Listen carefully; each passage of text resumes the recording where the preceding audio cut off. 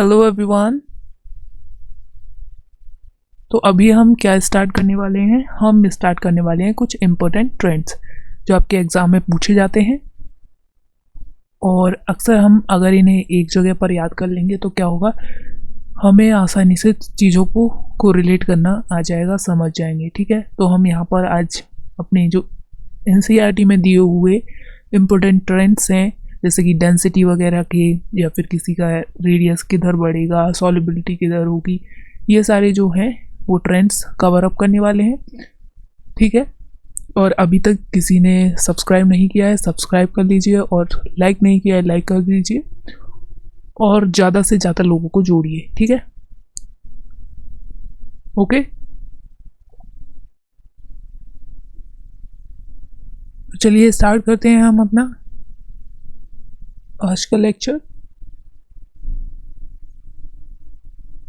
First point, atomic size of alkali metal. Atomic size of alkali metals. जो alkali metals हैं उसके atomic size का trend क्या है उसको यहाँ पर देख लेते हैं। तो देखिए, एल्कली मेटल लीना की रब से फरियाद। ठीक है, तो यहाँ पर इसका एटॉमिक साइज क्या होगा, down the group atomic shells बढ़ेंगी दैट मीन्स उसका साइज बढ़ेगा। तो इसका ट्रेंड कैसा आ जाएगा, इस तरह से डाउन द ग्रुप जाएंगे, साइज जो होगा इंक्रीज होगा। ये तो सबको जनरली पता ही रहता है। ठीक, next second point,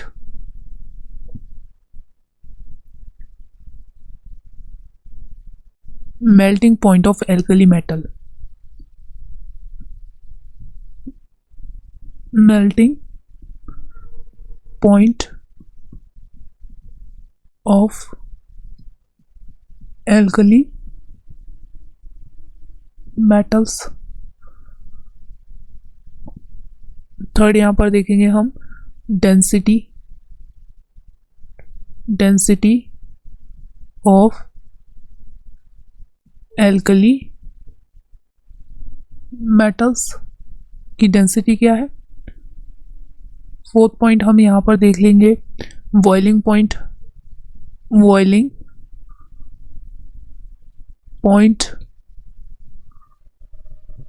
of alkali metals. Okay, clear है सभी को? तो देखिए, melting point of alkali metal क्या ट्रेंड रहेगा, down the group melting point क्या होगा, डिक्रीज होगा। तो हम लिख लेते हैं ली ना की रब से फरियाद। ठीक है, तो डाउन द ग्रुप जो होता है एल्कली मेटल का मेल्टिंग पॉइंट क्या होता है, डिक्रीज होता है। तो इसका ट्रेंड कुछ इस तरह से हो जाएगा। ठीक, नॉर्मल है ये तो सबको याद रहेंगे, लेकिन डेंसिटी में थोड़ा यहाँ पर अंतर आता है। अगर मैंने लिखा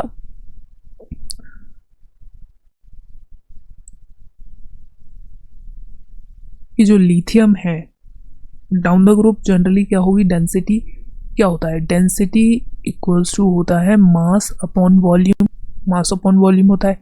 देखिए, डाउन द ग्रुप जाएंगे तो वॉल्यूम भी बढ़ेगा, मास भी बढ़ेगा।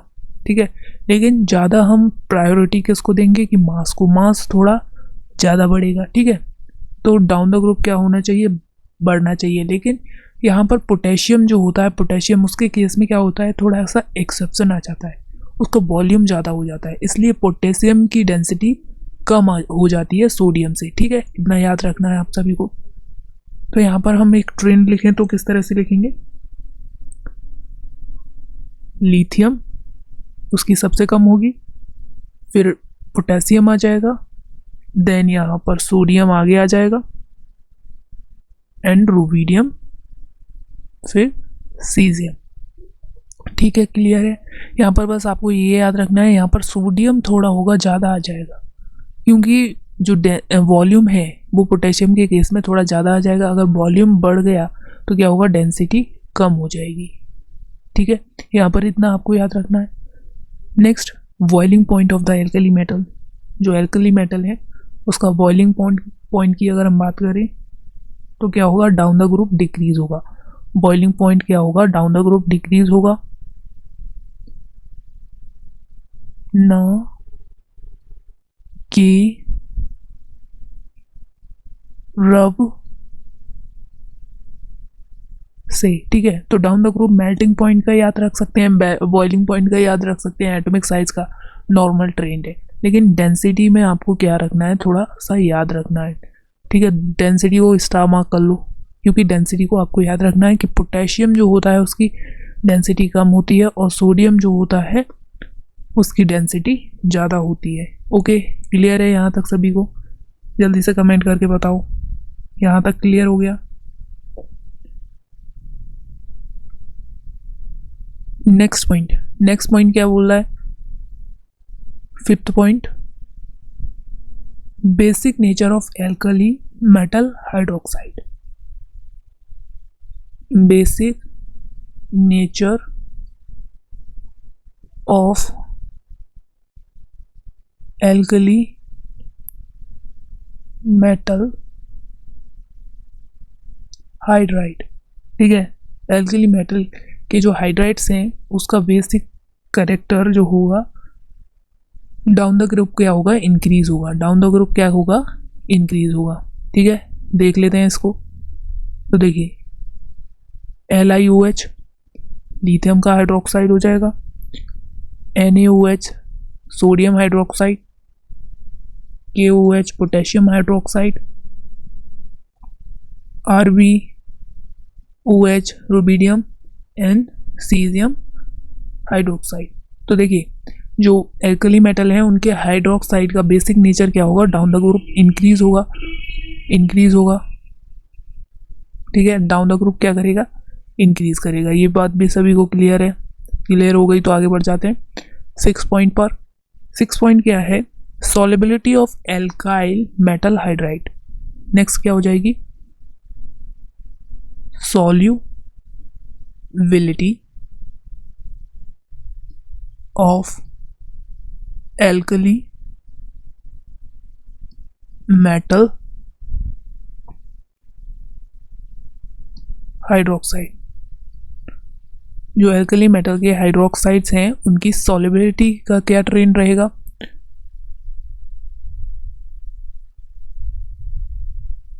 तो पहले तो हम लिख लेते हैं LiOH, NaOH,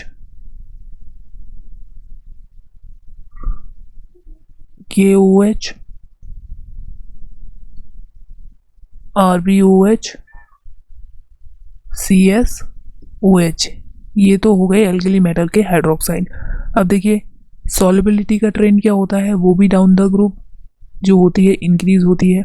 बेसिक नेचर भी इंक्रीज होता है और सॉल्युबिलिटी है वो भी इंक्रीज होती है। नेक्स्ट हम अगला पॉइंट देखें, पॉइंट नंबर 7। तो इसमें क्या होगा, thermal stability of alkali metal hydroxide. Thermal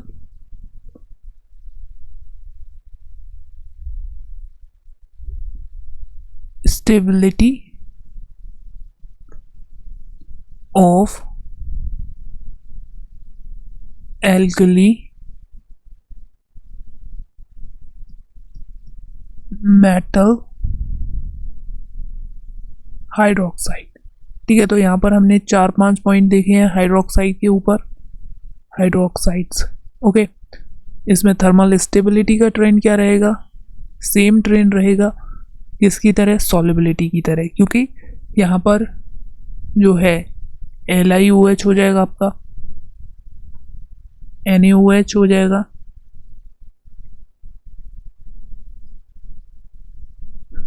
KOH, RbOH, CsOH। ठीक है, CsOH। तो थर्मल स्टेबिलिटी का ट्रेंड क्या रहेगा, वो भी डाउन द ग्रुप इंक्रीज होगा। ठीक है, ऐसे याद रखते हैं, बड़े के साथ बड़ा स्टेबल। ठीक है, बड़े के साथ बड़ा स्टेबल। ओके, तो जनरली हम इस तरह से इसे याद रखते हैं कि थर्मल स्टेबिलिटी का जो ट्रेंड होता है एल्कली मेटल हाइड्रोक्साइड के अंदर, वो डाउन द ग्रुप क्या होता है, वो इंक्रीज होता है। यहाँ पर जो OH नेगेटिव आयन है वो भी बड़ा माना जाएगा और सीजियम जो है वो भी बड़ा माना जाएगा। तो बड़ा बड़े के साथ स्टेबल रह सकता है। अगर यहाँ पर देखें छोटा छोटे के साथ स्टेबल होगा ऐसा मानते हैं, लेकिन यहाँ पर लिथियम तो छोटा है, वहाँ OH बड़ा हो जाएगा, तो इस ट्रेंड को हम यहाँ पर फॉलो नहीं करेंगे। ठीक, तो समझ गए, बड़ा बड़े को स्टेबल रख सकता है, ऐसे थर्मल स्टेबिलिटी को याद रख सकते हैं। Next point,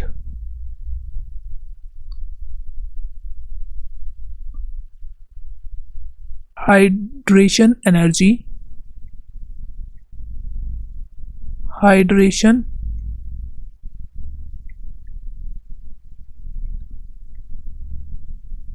energy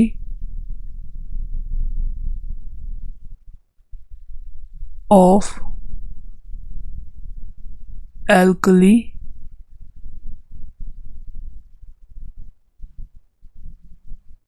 metal ion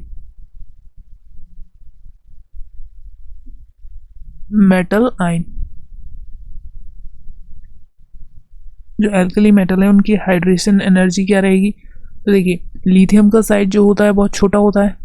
lithium की अगर हम बात करें तो लिथियम जो होगा उसका साइज बहुत छोटा होगा। ठीक है, hydration energy charge upon size से देखी जाती है, hydration energy charge upon size से देखी जाती है। तो लिथियम का साइज छोटा है, दैट मीन्स हाइड्रेशन एनर्जी ज़्यादा होगी। फिर उसके बाद सोडियम, ठीक है, जैसे जैसे साइज बढ़ता जाएगा हाइड्रेशन एनर्जी कम होती जाएगी। Then potassium, then rubidium, after that caesium. ठीक है, आफ्टर दैट क्या हो जाएगा, सीजियम। तो हाइड्रोजन एनर्जी को कहाँ से देखेंगे, जो हाइड्रेशन एनर्जी होगी वो होगी चार्ज अपॉन साइज का रेशियो। ठीक है, चार्ज सब पर +1 होगा, तो साइज से देखेंगे, साइज जिसका छोटा हाइड्रेशन एनर्जी उसकी बड़ी, तो लिथियम का साइज छोटा है, दैट मीन्स हाइड्रेशन एनर्जी इसकी ज़्यादा है। ठीक है, समझ गए यहाँ तक सभी, आगे बढ़ जाएं।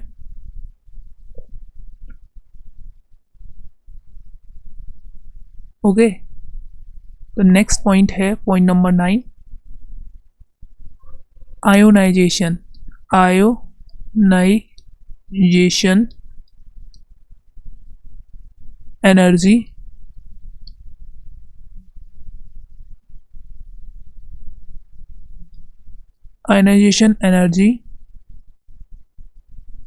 Of alkali metal. जो एल्कली मेटल है उनकी आयनाइजेशन एनर्जी क्या होगी। तो देखिए आयनाइजेशन एनर्जी का जो ट्रेंड फॉलो होगा वो किस तरह से होगा, डाउन द ग्रुप डिक्रीज होगी, चार्ज अपॉन साइज देखेंगे। ठीक है, साइज, तो साइज जिसका बड़ा होगा IP उसकी कम होगी। तो लिथियम, उसके बाद सोडियम, सोडियम के बाद पोटेशियम, पोटेशियम के बाद रुबीडियम, आफ्टर दैट सीजियम। ठीक, आयनाइजेशन एनर्जी का ट्रेंड समझ आ गए। Okay, then next point, 10th point हम क्या देखने वाले हैं, stability of alkali metal hydride. Stability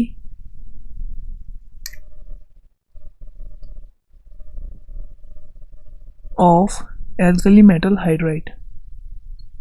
alkali metal hydrides। तो इसका क्या ट्रेंड रहेगा, जनरली डाउन द ग्रुप क्या करेंगे, डिक्रीज होगी। Down the group alkali metal ये जो हाइड्राइड्स हैं उनकी स्टेबिलिटी क्या होगी, डिक्रीज होगी। LiH NaH KH RVH and CSH। तो देखो यहाँ पर क्या होगा, ये छोटा है और हाइड्रोजन भी छोटा है, तो छोटा छोटा दोनों एक दूसरे को स्टेबलाइज कर देंगे। ऐसे ट्रिक याद रखते हैं। ठीक है, तो ये क्या होगा, ये ज़्यादा स्टेबल होगा, फिर ये, और सीजियम का जो हाइड्राइड है वो क्या होगा, बहुत ही ज़्यादा अनस्टेबल होगा। ठीक है, समझ में आ गया यहाँ तक सभी को। जल्दी बोलो, समझ में आ गया? नेक्स्ट पॉइंट नंबर 11 पर चलते हैं। Stability of alkali metal halide. Stability of alkali metal halide. जो हैलाइड्स की स्टेबिलिटी है उसको देखेंगे। तो देखिए, जो एल्कली मेटल हैलाइड्स हैं वो कौन कौन से हैं? जैसे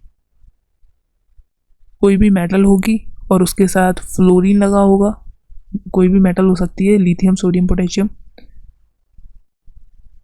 देन यहाँ पर आपकी कोई भी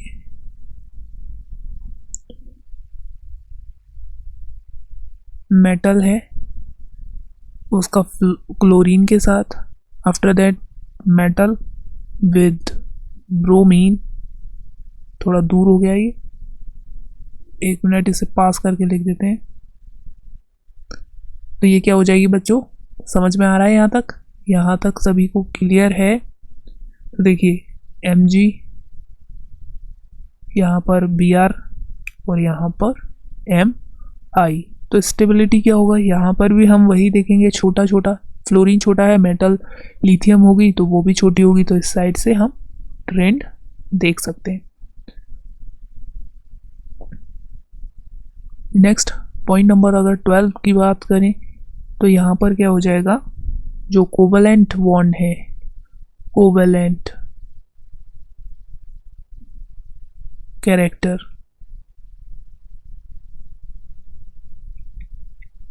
of alkali metal halide. Metal halide, जो एल्कली मेटल के हैलाइड्स हैं उसके कोवेलेंट कैरेक्टर की बात करें,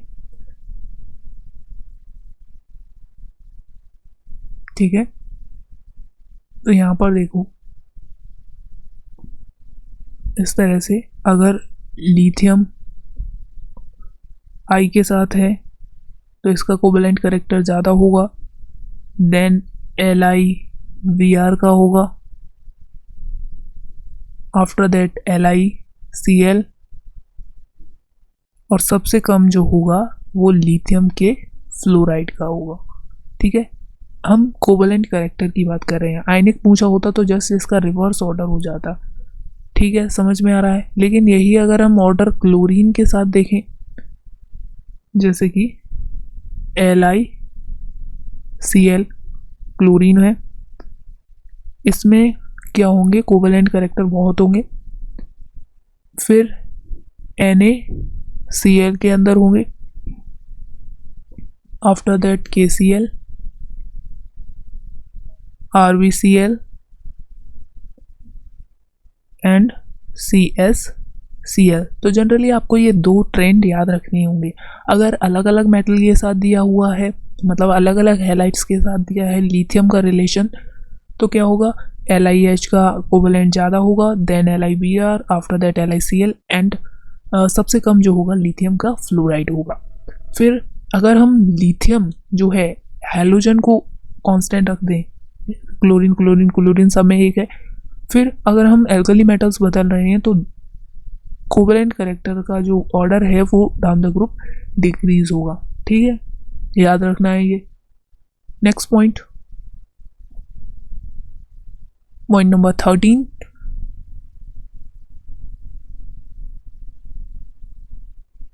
melting point of alkali metal halide. Melting point of alkali metal halide, ठीक है। एल्कली मेटल हैलाइड्स जो हैं उनके मेल्टिंग पॉइंट का ऑर्डर क्या होगा,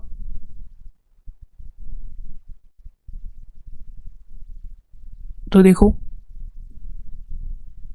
ये है फ्लोरीन के साथ, क्लोरीन के साथ, ब्रोमीन के साथ, M यहाँ पर कोई मेटल हो सकती है, लिथियम हो सकती है, पोटेशियम हो सकता है, रुबीडियम हो सकता है, ठीक है। और यहाँ पर हो जाएगा Mi। तो देखिए जो हैलाइट्स हैं उनका melting point down the group क्या होगा, डिक्रीज होगा। डाउन द ग्रुप क्या करेगा, डिक्रीज करेगा। बताओ यहाँ तक सभी को क्लियर है। Next 14 point, stability of alkali metal carbonate. जो एल्कली मेटल का कार्बोनेट होंगे उनकी स्टेबिलिटी का ऑर्डर देखेंगे। स्टेबिलिटी नोट करते जाइए जो आपको नहीं पता है। Stability of alkali metal carbonate. जो एल्कली मेटल के कार्बोनेट्स हैं उनकी स्टेबिलिटी क्या होगी, उसका क्या ट्रेंड रहने वाला है उसको देख रहे हैं हम। तो देखिए यहाँ पर लिथियम कार्बोनेट Li2CO3 हो जाएगा, Na2CO3, K2CO3, Rv2CO3, CS2CO3। तो जब भी हम स्टेबिलिटी की बात करते हैं तो बड़ा बड़ी को स्टेबल करता है। तो कार्बोनेट एक बड़ा आयन है और सीजियम भी एक बड़ा है, तो स्टेबिलिटी इसकी ज़्यादा होगी, फिर इस तरह से कम होती चली जाएगी। ठीक है, तो स्टेबिलिटी को याद करने का जनरली ये ट्रेंड फॉलो हो जाता है। कार्बोनेट बड़ा आयन है तो बड़े के साथ बड़ा स्टेबल हो जाएगा। ठीक है, बोलते हैं बड़े मियाँ छोटे मियाँ। ठीक है, तो बड़े मियाँ और बड़े मियाँ दोनों आपस में आसानी से रह पाएंगे। ठीक है, समझ गए, ऐसे याद रख लेना। Next 15, ionic character of alkali metal carbonate. Ionic character of alkali metal carbonates. जो मेटल कार्बोनेट्स हैं उनके आयनिक कैरेक्टर की बात कर रहे हैं। तो देखिए Li2CO3, Na2CO3, K2CO3, Rv2CO3, CS2CO3। कितना 3 हो गया ना। तो देखिए आयनिक करेक्टर क्या होंगे, डाउन द ग्रुप इंक्रीज होंगे। आयनिक करेक्टर क्या करेंगे, डाउन द ग्रुप इंक्रीज होंगे। ठीक है, सभी को क्लियर है।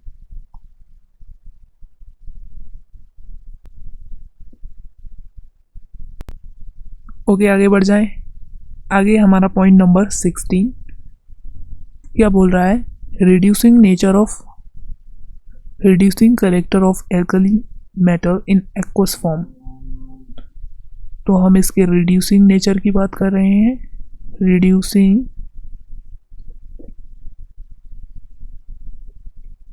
Character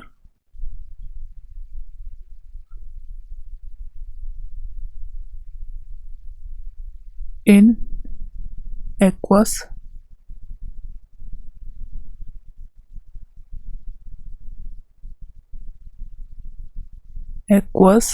form. अगर ये एक्वस फॉर्म में है तो इसके रिड्यूसिंग कैरेक्टर की बात कर लेते हैं। तो लिथियम, जब हम स्टैंडर्ड रिडक्शन पोटेंशियल पढ़ते हैं या फिर इलेक्ट्रोकेमिकल सीरीज पढ़ते हैं तो उसमें आपको पता ही होगा लिथियम मैक्सिमम रिड्यूसिंग कैरेक्टर रखता है, तो लिथियम सबसे ज़्यादा। फिर यहाँ पर सीजियम का कैरेक्टर हो जाता है, देन रुबिडियम, पोटेशियम, और जो सोडियम होता है वो क्या होता है, सबसे कम, लीस्ट। ठीक है, जो सोडियम होता है एक्वस फॉर्म में सबसे कम रिड्यूसिंग कैरेक्टर रखता है। ओके, यहाँ तक क्लियर हो गया। Next point number 17,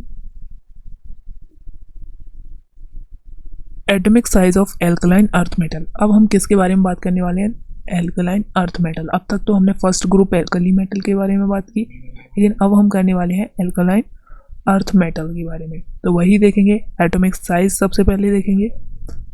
atomic size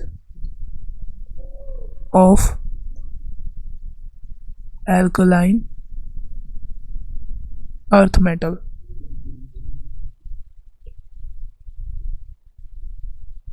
ठीक है, तो atomic size of alkaline earth metal क्या हो जाएगा? तो एटॉमिक साइज क्या होगा? डाउन द ग्रुप डिक्रीज होगा, इसमें तो कोई एक्सेप्शन ही नहीं है। तो देख लेते हैं, बेटा मांगे कार स्कूटर बाप राजी।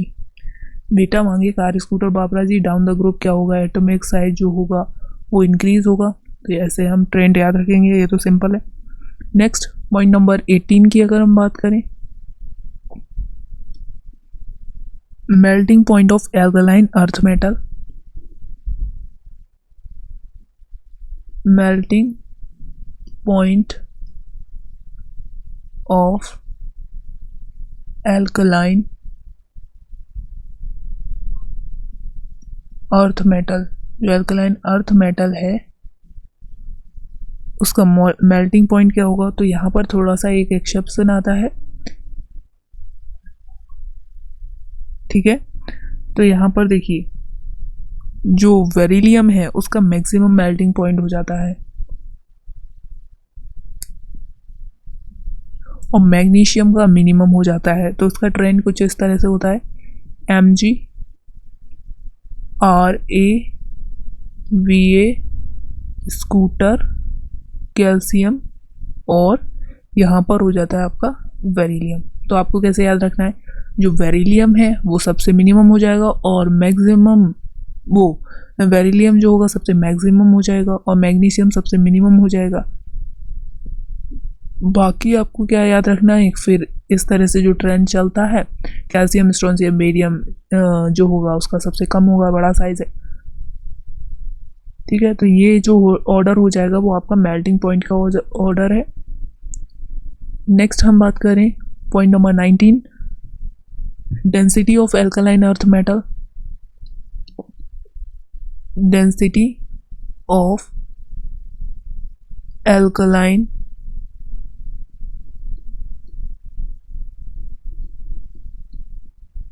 Earth metal.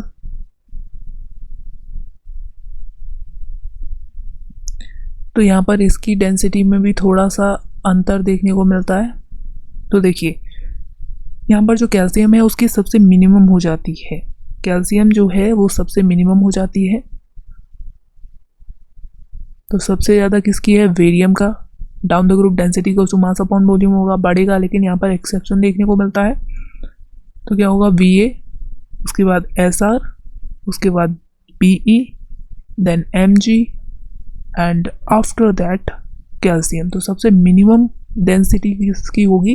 कैल्शियम की होगी, मैक्सिमम बेरियम की होगी। तो याद रखना है, ये भी एक याद रखने वाला पॉइंट है। ऊपर वाला जो 18 था वो भी याद रखने वाला पॉइंट है। तो जिस को मैंने स्टार मार्क किया है बच्चों, वो तो आपको याद रखनी ही रखनी है, ठीक है friends. Now point number 20, boiling point of alkaline earth metal. Alkaline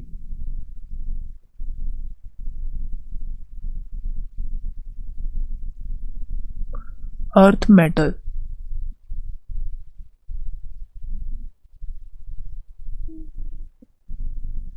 तो बॉइलिंग पॉइंट जो होगा इसका, उसमें भी थोड़ा सा एक्सेप्शन देखने को मिलता है। तो सबसे ज़्यादा तो बेरिलियम, आफ्टर दैट बेरियम, फिर कैल्शियम, फिर Sr एंड मैग्नीशियम, ठीक है। तो सबसे कम जो है वो किसका हो जाएगा? बॉइलिंग पॉइंट मैग्नीशियम का। तो ये भी आपको याद रखना है, ठीक है, एज इट इज़ इन्हें याद रखना है। Boiling point of alkaline earth metal में सबसे कम किसका होगा? Mg का, और सबसे ज़्यादा होगा बेरिलियम का। सबसे ज़्यादा किसका होगा? बेरिलियम का। Next point number 21,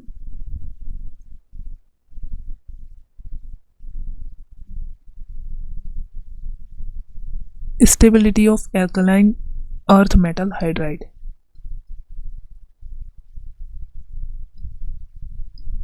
stability of alkaline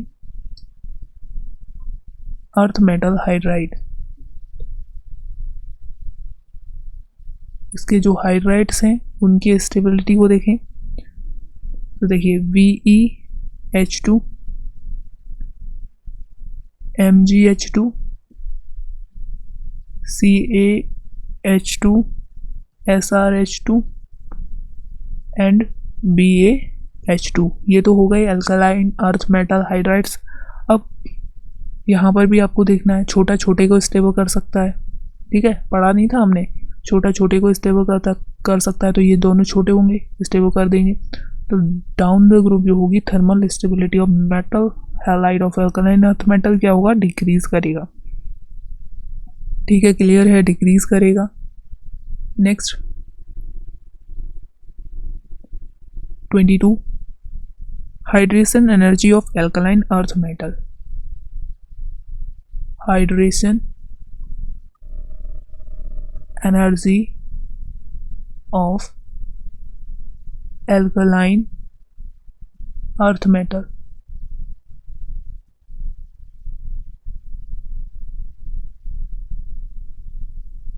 तो hydration energy charge upon size का रेशियो, तो Be+2 Mg+2 Ca+2 Sr+2 and Ba+2। तो देखिए चार्ज अपॉन साइज, चार्ज तो सब में एक ही जैसा है, ठीक है, बट साइज के इन्वर्स होता है, तो जिसका साइज छोटा होगा उसकी हाइड्रेशन ज़्यादा होगी। तो बेरिलियम का साइज छोटा है, फिर यहाँ पर ये साइज का ऑर्डर इंक्रीजिंग ऑर्डर था, और तो हम हाइड्रेशन एनर्जी का ऑर्डर क्या करेंगे, साइज के इन्वर्सली प्रोपोर्शनल होगा। तो बेरिलियम सबसे छोटा है तो इसकी हाइड्रेशन सबसे ज़्यादा होगी। ठीक, ये क्लियर है सभी को। Next 23 point number, ionization energy of alkaline earth metal. Ionisation